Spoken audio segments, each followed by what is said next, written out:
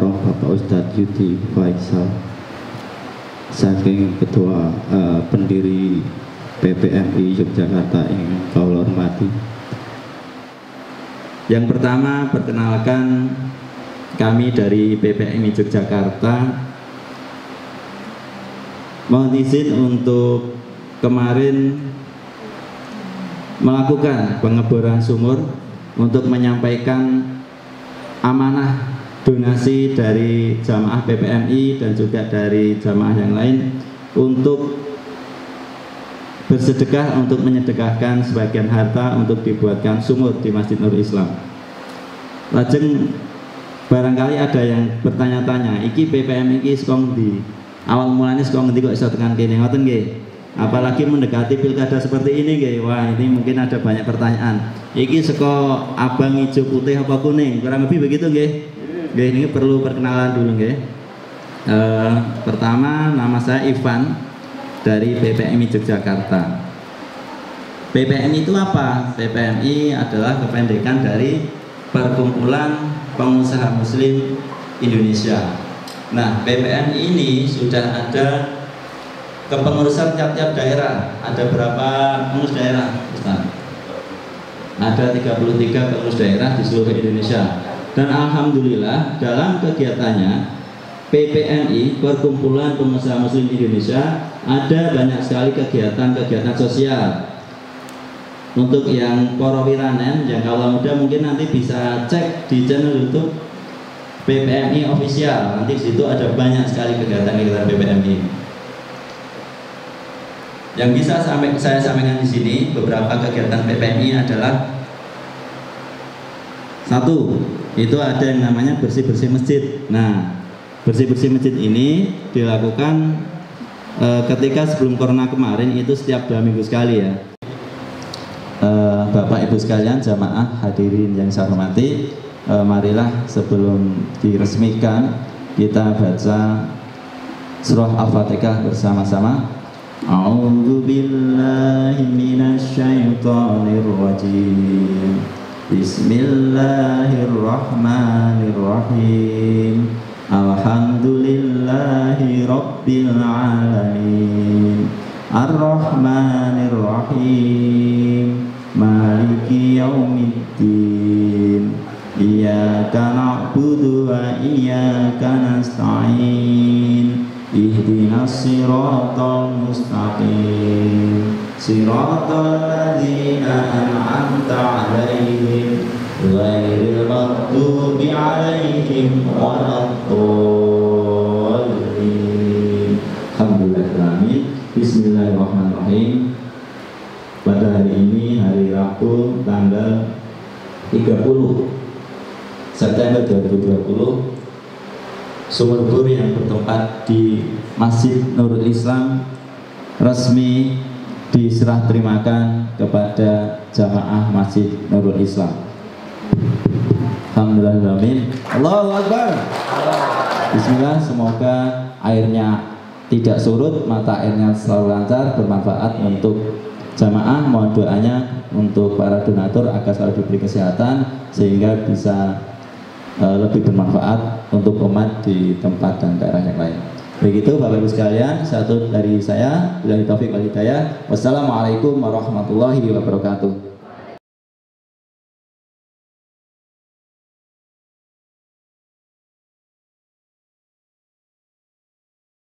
Dengan yang Bapak Ibu alami, yaitu lunas hutang. Cung, yang masih punya hutang? Waduh, cocok berarti ya? Wah, cocok. Baik Bapak Ibu. Gini. Ibu-ibu masih ada yang di luar? Kalau ada yang masih di luar, berkenan masuk aja. Ibu bapak silakan, karena nanti banyak slide video dan mudah-mudahan nanti bisa membantu ya. Visual ini sangat membantu untuk bapak ibu bisa memahami materi. Gini bapak ibu, perhatikan ilmu lunas hutang itu di sini. Biar bapak ibu semua selamanya nggak punya hutang. Amin. Gini, ini handphone, semuanya punya handphone kan? Kalau handphonenya rusak, kira-kira bapak benerin sendiri atau bawa ke tempat servis HP? Pilih mana?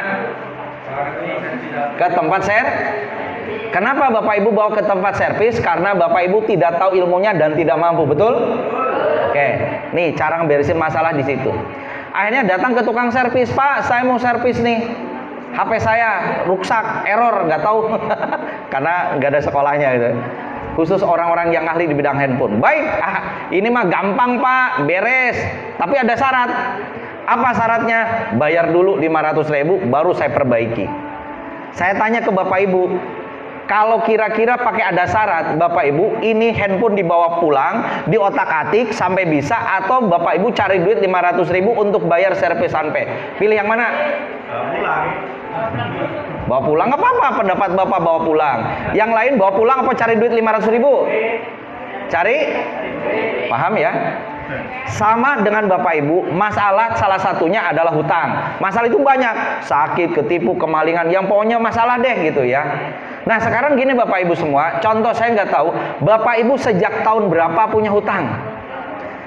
Ada yang mungkin setahun, 2 tahun, puluhan tahun, betul? Pertanyaannya sampai setua ini kenapa hutangnya belum lunas? Betul?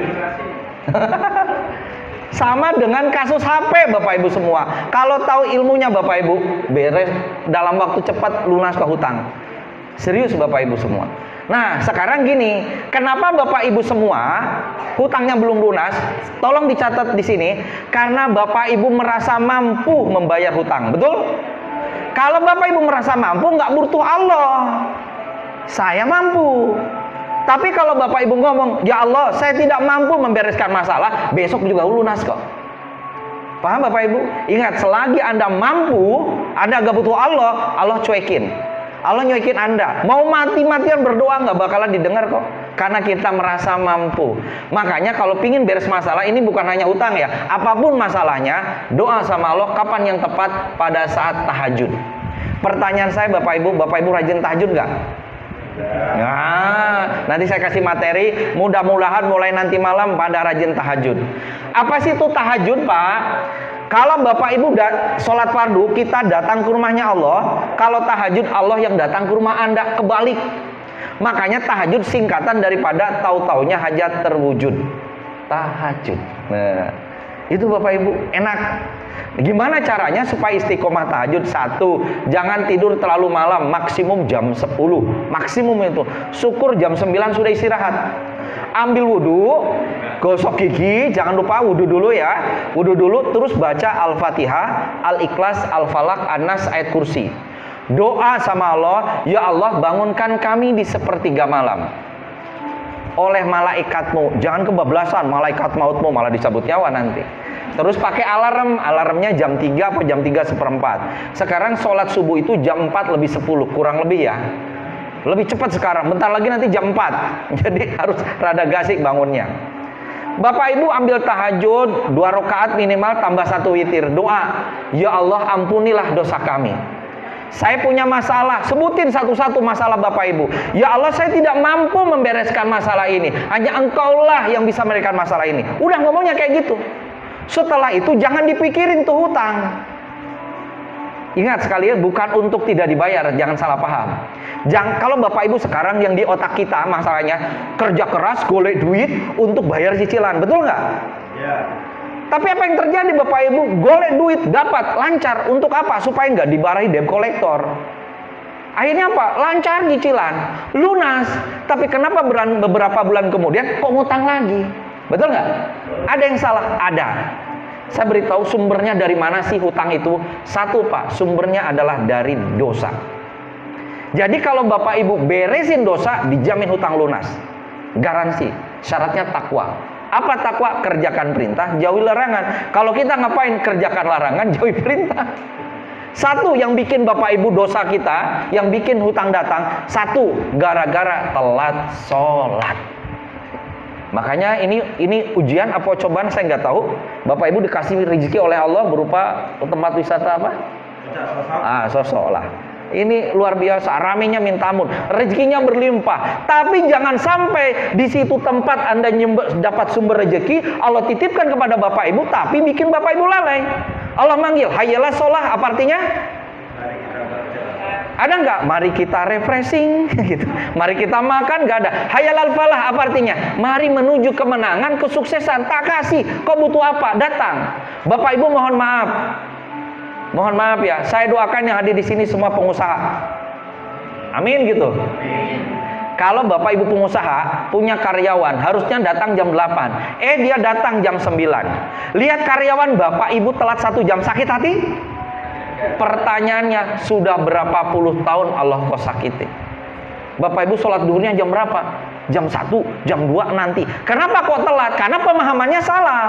Sholat kan nanti-nanti, yang penting sebelum asar. Mana dalilnya? Nggak ada. Di surat An-Nisa ayat 103, sungguh sholat itu adalah kewajiban yang ditentukan waktunya atas orang yang beriman. Hati-hati Bapak Ibu, saya beritahu, Bapak Ibu telat sholat, maka bahasa pesawat itu delay. Gara-gara Bapak Ibu kan sholatnya jam 1, jam 2 gitu, umpamanya duhur gitu. Berarti delay ke Allah datangnya kan. Terus setelah sholat doa, ya Allah ampuni dosa hamba. Coba bayangkan kalau kita sekolah, Bapak Ibu dulu waktu SD kan kalau sekolah di absensi. Tono hadir, Rudi hadir, Siti hadir, Meli hadir. Kalau telat masuk sekolah, maksud nggak? Masuk absensi nggak? Tidak kan? Lah terus Bapak Ibu jam 1 doa sama Allah, sholatnya telat. Ya Allah, ampuni dosa hamba. Kata Allah, mohon maaf Bapak siapa ya? Kok nggak ada di absensi saya? Kapan Allah ngabsensi? Pada saat takbiratul ihram. Makanya hadisnya, barang siapa yang tidak telat takbiratul ihram selama 40 hari berturut-turut, Allah jauhkan dari api neraka dan tidak termasuk orang munafik. Makanya bahasa kerennya, perbaiki sholatmu, maka Allah akan perbaiki rezeki dan hidupmu. Kenapa masalah belum beres? Karena sholatnya belum beres. Tadi Bapak Ibu datang ke Allah pada saat kapan tahajud, sampaikan masalah. Ya Allah, saya punya hutang sekian, saya punya masalah bla bla bla, curhatnya ke Allah. Setelah itu kata Allah, dijawab, baik hambaku tak beresin. Syaratnya 2, kata Al-Baqarah 153. Apa? Mintalah pertolongan kepada Allah. Cuma 2 Mbak syaratnya. Kalau mau diservis, kalau mau lunas hutang, sabar dan sholat. Pertanyaan saya Bapak Ibu, sholatnya udah tepat waktu belum? Beresin itu dulu tuh. Jaminan ini Al-Quran. Yang kedua Bapak Ibu, sholatnya udah khusyuk belum? Kadang-kadang ibu-ibu lupa rokaat, betul? Allahu Akbar. Ini nanti masak apa ya? Mikirin cicilan gitu ya. Apalagi ibu-ibu ini ya. Ibu-ibu MD masih lupa rokaat. Mudah-mudahan ya. Yang kedua sabar. Apa itu sabar? Nah, sabar salah satunya sebenarnya tadi ini peluang nih sedekah untuk Bapak Ibu. Bapak Ibu saya beritahu Pak, ada lawan kata. Kalau Bapak Ibu seumur hidup mau nggak tidak punya hutang? Mau? Satu Bapak Ibu. Pertama, ini kalau bahasa saya terlalu tinggi, mohon maaf, saya sedikit sederhanakan. Ubah pola pikir. Kalau bahasa keren namanya mindset. Pola pikirnya gini Bapak Ibu, suka ngomong, saya tidak bisa beli motor kalau tidak kredit. Pernah dengar kayak itu? Saya tidak beli handphone kalau tidak kredit. Saya tidak bisa sekolah bayar SPP kalau tidak pinjam ke bank. Saya tidak bisa bla bla bla. Kata-kata itu hapus dari kosakata kita. Ubah caranya gini, saya bisa beli motor dengan cara sedekah dan dibayar cash. Mulut kita Pak sering ngomong cash. Seumur hidup nggak akan ketemu namanya kredit. Karena di alam bawah sadarnya kredit. Kalau Bapak Ibu ngomong, saya tidak bisa beli motor kalau tidak kredit. Bapak ngomong kayak gitu, Allah juga akan mengaminkan, mengabulkan doa Bapak Ibu. Rezeki itu ada 2, cash dan kredit. Saya tanya, pilih cash atau kredit? Cash. Coba ngomong 3 kali. Cash, ayo. Cash. Sering aja, tapi jangan di jalan kayak orang gila, cash gitu ya. Jangan, salaman, cash bro gitu ya. Sesering ngomong cash gitu ya. Nanti kalau ada orang Sunda, biasanya dari Tasik mana nawarin panci kredit, ada nggak SMS ini? Kayak panci nih, harganya 100. Ibu-ibu ngomong, boleh nggak dikredit 3 bulan? Boleh, berubah jadi 150, itu hukumnya haram, nggak boleh. Ya, kalau mau halal, jual dengan satu harga. Kalau mau cash sekalian, kalau mau kredit, harganya harus sama. Kalau beda namanya riba. Neraka Bapak Ibu, hati-hati. Jadi hati-hati, ini saya nggak tahu bab riba udah dibahas atau belum, tapi saya kasih gambaran sedikit. Kalau Bapak Ibu mau kredit, gini Bapak Ibu, berapa sih panci? Kalau mungkin cash 100.000, doa, ya Allah berikan kami rezeki untuk beli panci. Cash, insya Allah dikasih kok. Insya Allah. Karena Allah sesuai dengan prasangka hambanya. Nah Bapak Ibu semua, ada beberapa tips dari saya supaya Bapak Ibu rezekinya nambah setelah peresmian sumur ini. Mau? Semuanya di sini pada punya motor? Pengen punya mobil? Oh. Gini caranya Bapak Ibu. Cara punya mobil itu gampang. Pertama Bapak Ibu semua, saya nggak tahu Bapak Ibu udah puluhan tahun punya motor. Saya tanya, pernah nggak ucapkan Alhamdulillah ya Allah tiap pagi? Tapi Pak, contohnya gini, Bapak Ibu mau ke sawah, mau ke ladang, mau ke pasar, ngomong sama si motor, ya Allah Alhamdulillah kau sudah menitipkan motor padaku. Pernah ngomong kayak gitu? Boro-boro. Serius, itu ucapin tiap hari. Kalau punya mobil, gimana Allah mau ngasih mobil, motor aja nggak pernah disyukuri. Kuncinya kata Allah, kalau kau bersyukur aku tambah. Ya Allah Alhamdulillah udah dititipin motor. Karena tidak setiap orang dititipi mau. Ngomongnya jangan merasa memiliki loh ya, merasa Jadi kalau ada maling, biarlah maling gitu ya. Berarti tandanya mau dikasih mobil gitu. Judulnya apa? Bersama kesulitan ada kemudahan. Ya Allah titipin kami rezeki. Boleh. Pokoknya gini Bapak Ibu, kuncinya kalau mau ditambah disyukuri dulu. Contoh nih, ini kalau mau Bapak Ibu rezekinya banyak, mau? Termasuk uangnya banyak gitu ya. Ini saya kasih contoh aja. Nggak tahu ada duit berapa. Oh, ini contoh 5.000 aja ya. Saya nggak tahu di dompet Bapak Ibu, praktekkan di rumah. Yang percaya insya Allah nggak pakai lama 2-3 bulan rezekinya lancar. Ini kalau bahasa keren namanya magnet rezeki. Gini Bapak Ibu. Bapak Ibu tiap hari insya Allah di dompet ada duit.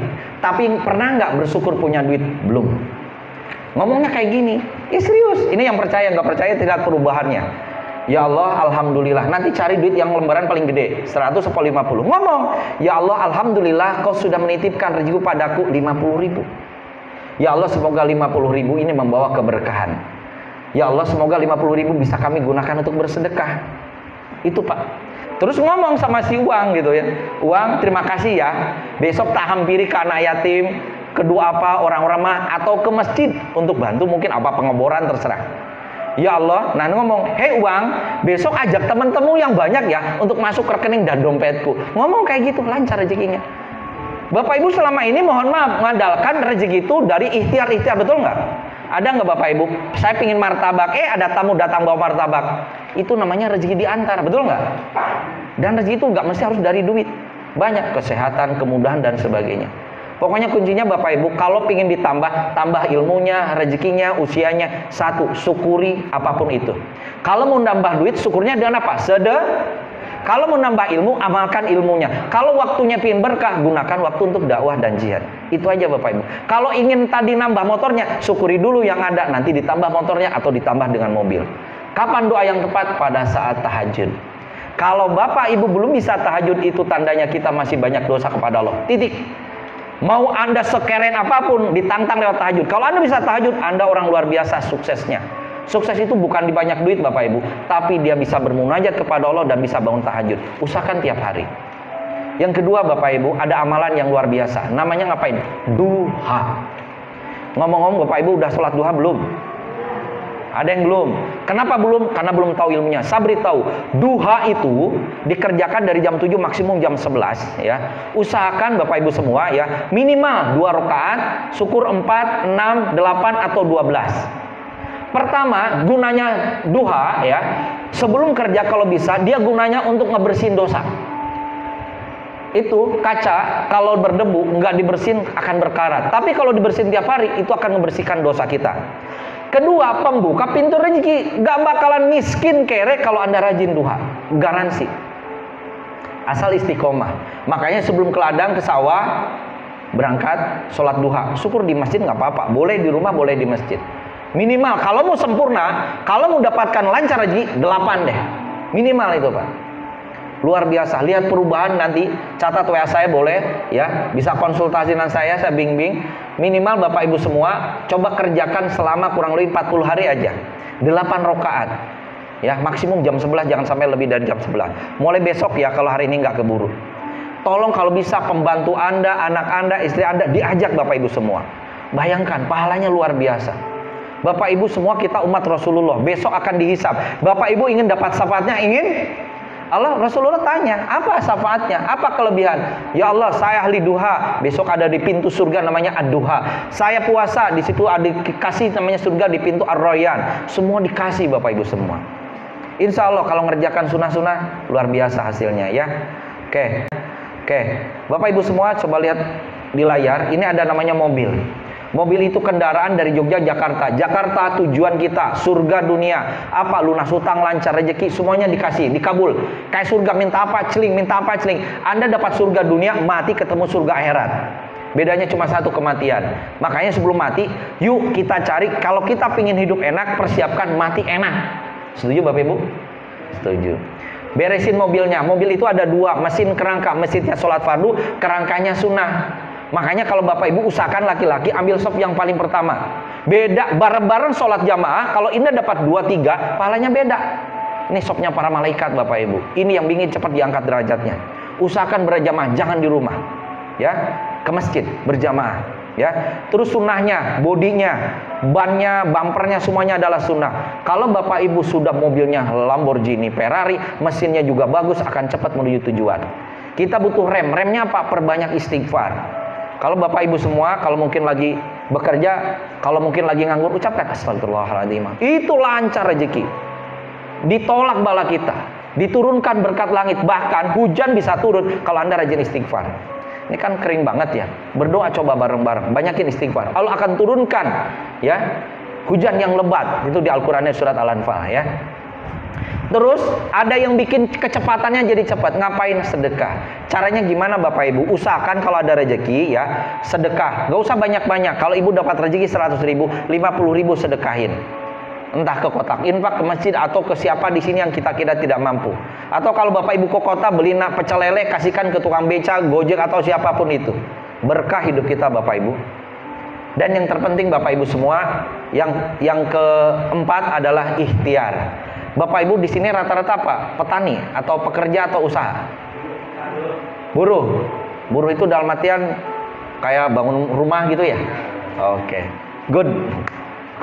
Saya dukung. Mudah-mudahan besok jadi pengusaha semua. Oke ya. Dan yang terakhir baca Al-Quran. Nah, Bapak Ibu, saya akan lihatkan satu video. Kenapa wajib sholat tepat waktu? Inilah kalau seandainya kita sering melalaikan sholat. Ada masih orang di luar? Jadi ini anak muda. Ini saya umpamakan, mohon maaf karena dia di perjalanan. Saya umpamakan Bapak Ibu lagi kerja di tempat wisata ini. Di sana ada musola Pak? Nah kalau bisa gantian. Mungkin yang kerja ada 20 orang. 10 orang sholat duluan sana, imamin. Nanti yang 10 orang ya tetap jaga. Nanti kalau sudah selesai gantian. Siap Bapak Ibu? Jadi usahakan tepat waktu. Insya Allah berkah. Nah, ini jangan sampai tadi Bapak Ibu ini perjalanan mau ke tempat wisata, di perjalanan tabrakan sama temennya. Yang jadi masalah 2 orang di depan mati, di belakang masih hidup. Jadi kalau Bapak Ibu semua suatu saat tabrakan dan masih hidup, bersyukur Allah masih percaya sama kita untuk merubah hidup kita lebih baik lagi. Nah, suaranya gedein Mas suaranya.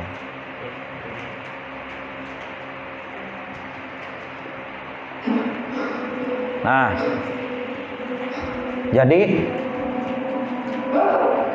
dia mengajak teman-temannya, ternyata teman-temannya sudah tiada. Dan semua di sini juga akan dipanggil termasuk saya Bapak Ibu semua. Nah ini dia sudah meninggal. Nah kita akan cerita sebelum dia meninggal. Nah, anggap ini kita lagi kerja. Nah ayolah bro, jalan-jalan ke puncak apa ini? Anakku, waktunya sholat. Nah dikasih tahu sama ibunya. Masih ngeyel tuh. Anakku, jadi orang tua wajib ngingetin anak 2 kali. Kalau sudah 2 kali itu urusannya dosa dia. Tapi kalau nggak diingetin dosanya Anda. Tuh lihat Bapak Ibu yang berdiri alam ruhnya, ini alam jasad. Misalnya kapan? Nanti sudah di alam kubur, bukan sekarang. Ini kalau Bapak Ibu sering telat sholat. Ya Allah, ayo sholat. Besok yang diazab kubur, yang masuk neraka saya bukan sampean. Kalau sampean jadi belatung, jadi bangke kalau sudah mati. Yang ke akhirat, yang rojin itu alam ruh Bapak Ibu. Makanya kalau Bapak Ibu galau, stres itu rasa alam ruh, bukan alam jasad. Galau, stres. Makanya Pak, istighfar, sholat, ngaji, duha, tahajud. Nah itu. Nah yang kedua badan. Dia meninggal keadaan sudah sholat. Nah ini lagi sebelum meninggal dia. Nah ini anggap di parangtritis deh gitu. Kedengaran adzan.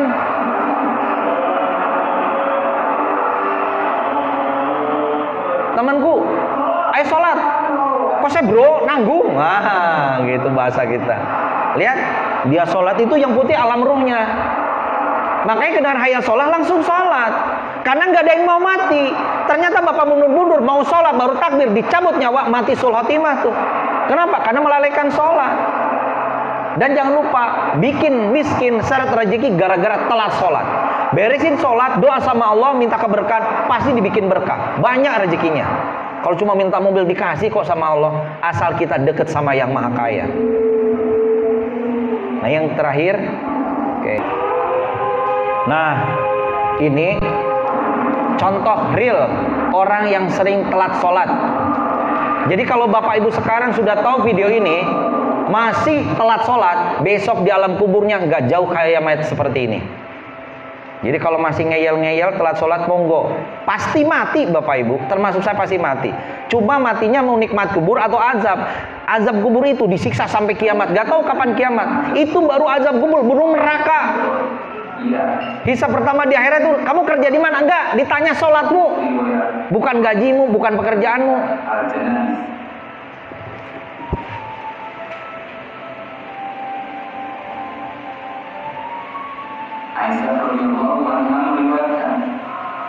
Nah ini, jadi ini anak muda, 17 tahun, SMA lah. Dia selama hidupnya sering telat sholat, bukan nggak sholat, telat sholat. Terus kemudian dikubur, digali lagi karena ingin sama polisi diotopsi. 18 tahun.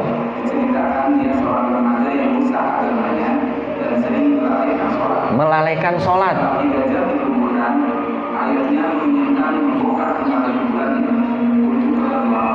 Apa yang terjadi? Gosong.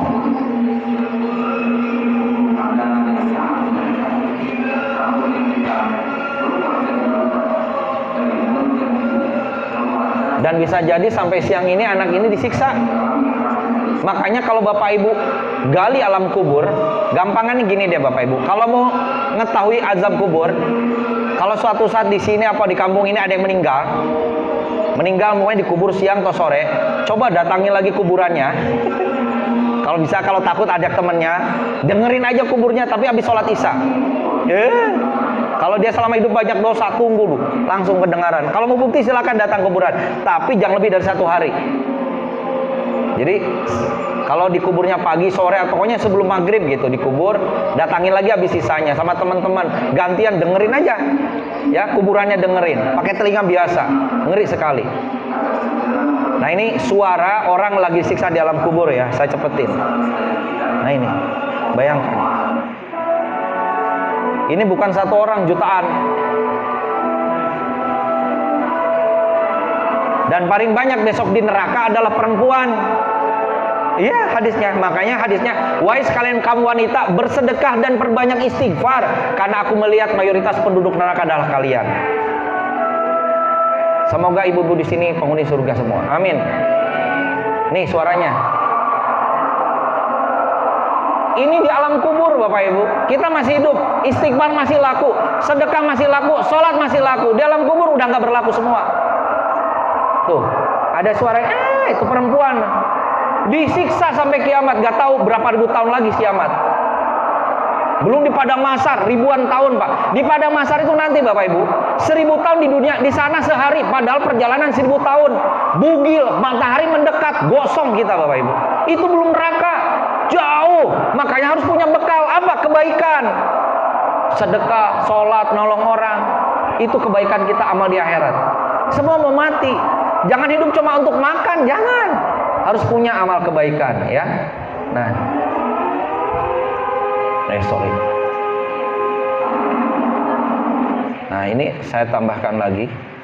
Ini contoh setelah meninggal kita kemana gitu. Nah, ini.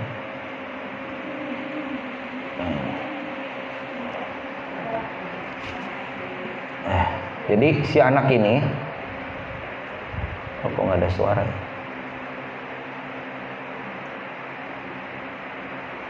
Jadi si anak ini Bapak Ibu semua,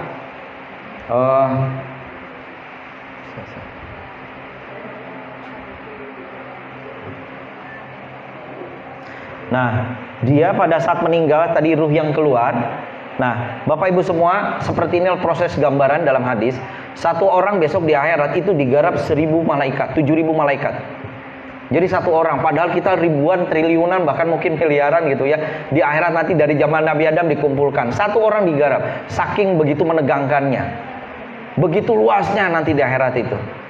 Bapak Ibu semua, sampai nanti dia diperlihatkan dosa-dosanya gitu. Waduh, ngeri sekali Bapak Ibu semua. Dan ini siksaan nerakanya. Jadi dia belum neraka jahanam itu disiksa. Mulai dari tusuk matanya, disetrika, tergantung dosanya apa dia selama di dunia. Kalau suka ngomongin orang, lidahnya dipotong tuh. Pokoknya banyak sekali dosa-dosa itu dibersihkan. Dan bersyukurlah kita umat Islam, selagi kita iman dan takwa, insya Allah masuk surga meskipun mampir dulu ke neraka. Cuma berapa lama di neraka?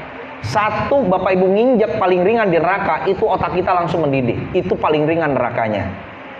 Nah ini dimasukin ke neraka jahanam. Hati-hati Bapak Ibu, siapa penghuni neraka jahanam? Saya ngomong maaf ya kalau ini agak sedikit mungkin kata-kata kurang pas, tapi ini saya sampaikan. Siapa tempat neraka jahanam? Orang yang sering utang di bank. Itu Qur'annya Bapak Ibu, Al-Baqarah 275. Wahai orang-orang beriman, jadi di dalam Al-Quran, orang-orang pemakan riba seperti orang kerasukan setan karena gila, karena dia berkata bahwasannya jual beli sama dengan riba. Barang siapa mengetahui, barang siapa mengulangi, mereka akan jadi penghuni neraka kekal selamanya. Mohon maaf bagi Bapak Ibu yang hadir di sini masih punya kredit motor, di leasing segala lunasi, hukumnya haram. Kalau Bapak Ibu mau yang halal, ambil yang syariah, bukan yang konvensional. Termasuk bank konvensional. Ibu beli sawah pakai bank, nggak saya sebut nama banknya ya, nggak boleh. Itu nggak boleh. Cari kalau mau bank yang syariah. Siap Bapak Ibu? Karena mengerikan sekali hukumannya. Kita mau mati di akhirat Bapak Ibu semua. Coba Bapak Ibu di dalam Al-Quran, orang-orang di neraka itu pada berdoa. Jadi doanya apa? Ya Allah segera saya dibinasakan. Kalau binasakan nggak ngerasakan apa-apa. Tapi dijawab sama Allah, jangan harap kau merasakan kebinasaan, tapi yang ada adalah binasa yang diulang-ulang. Itu Bapak Ibu semua.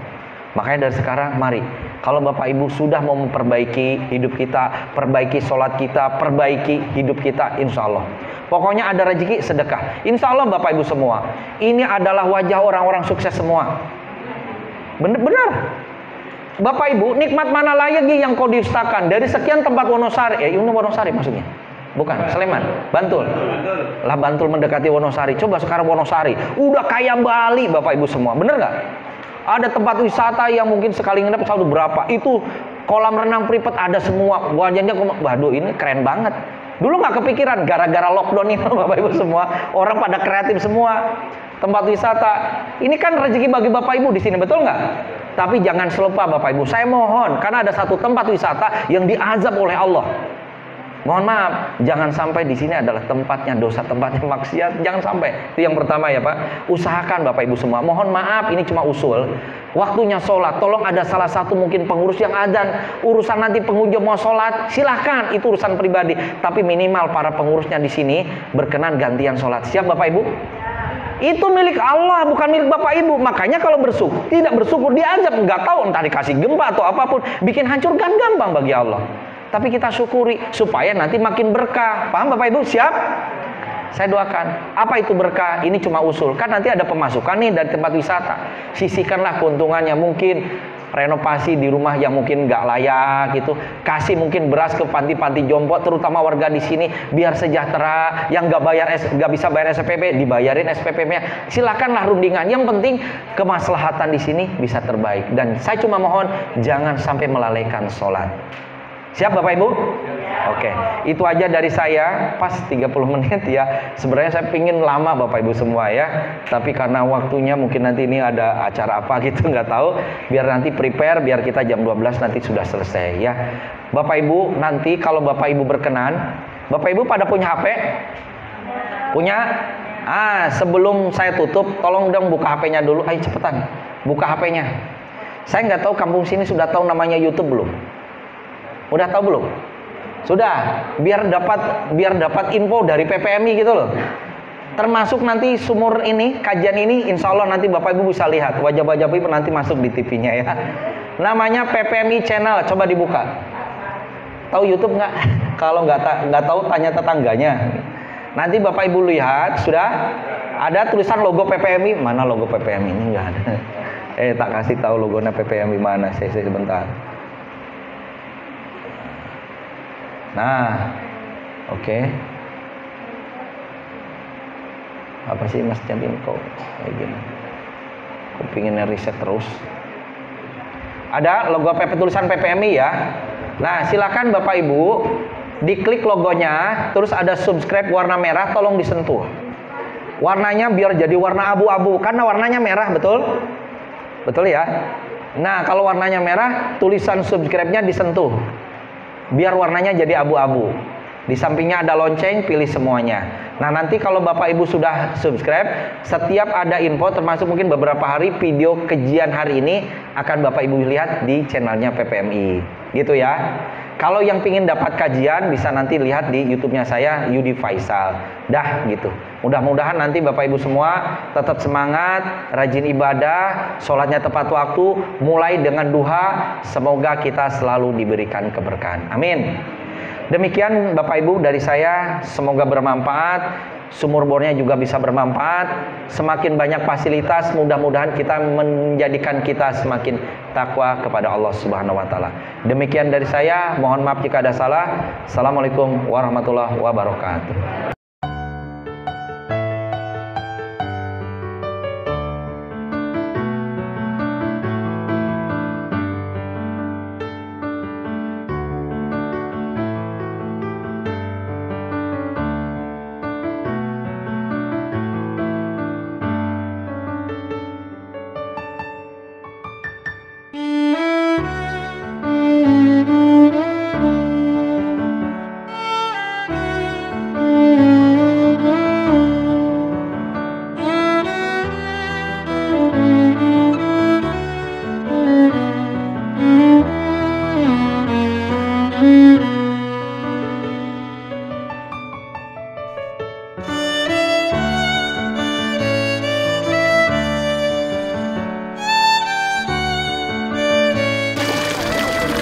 Bismillahirrahmanirrahim. Assalamualaikum warahmatullahi wabarakatuh.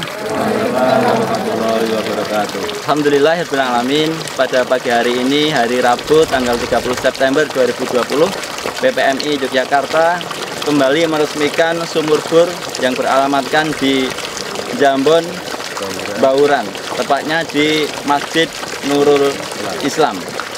Alhamdulillah, saya ucapkan terima kasih yang sebesar-besarnya kepada seluruh donatur. Semoga apa yang sudah Bapak Ibu sedekahkan bernilai jariah untuk Bapak Ibu sekalian.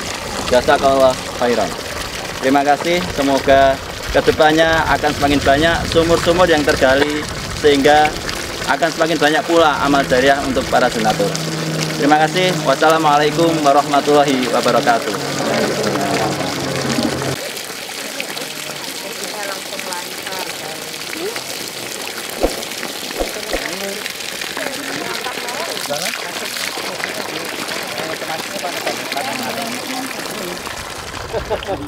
Bisa mobil biasa.